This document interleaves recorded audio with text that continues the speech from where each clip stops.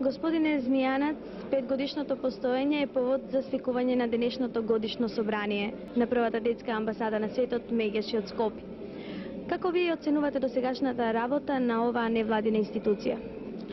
Самото тоа што првиот дел од годишното пето свечено јубиларно собрание имаме документарен филм, прв документарен филм од страна на една невладина организација со многу активности, покажува на едно богатство од содржини, проекти, активности, меѓународна соработка, еден репрезентативен дипломатски кор, дипломатски конзуларни представништва, бројно членство, сериозни проекти. Мислам дека благодарение на многу волонтери, ентузијасти со добра волја, пред се би рекол на нашиот амбасадор Коле Ангеловски, на Гордана Пирковска Змијанац, која е основач и генерален секретар, успеавме да се зафатиме со проекти многу суптилни, сериозни, како што е сексуална злоупотреба на децата, SOS телефон, борба против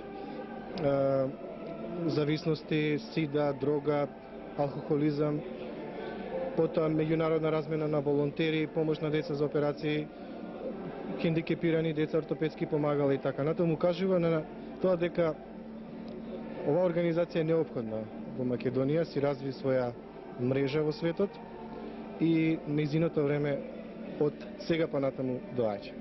На кој начин ќе биде одбележан јубилејот? Јас исто како и вие со нетрпение очекувам да го видам документарниот филм, ретроспектива.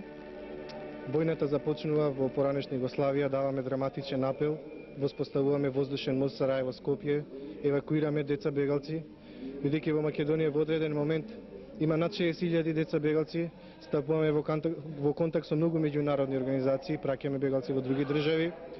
Потоа се зафаќаме со децата во Македонија, издавачка дејност, први издадовме книги Правата на децата, па потоа културна дејност, театарската представа Клоунови, па потоа формиравме Центар за деца алергични на глутен, како што реков, SOS телефон, Центар за другарување, меѓународна соработка, богатство на содржини и со нетрпение очекувам да го видам филмот исто како и вие. Има неколку премиерни изведби. Прво е Училиште за клоунови во адаптација и режија на Драган Спасов Дац и Роберт Белјановски, кои се раководители на театарската работилница при амбасадата. Потоа имаме промоција на изложбата на фотографии и сечоци од новини од земјата и странство и изложбата од ликовната детска работилница при амбасадата.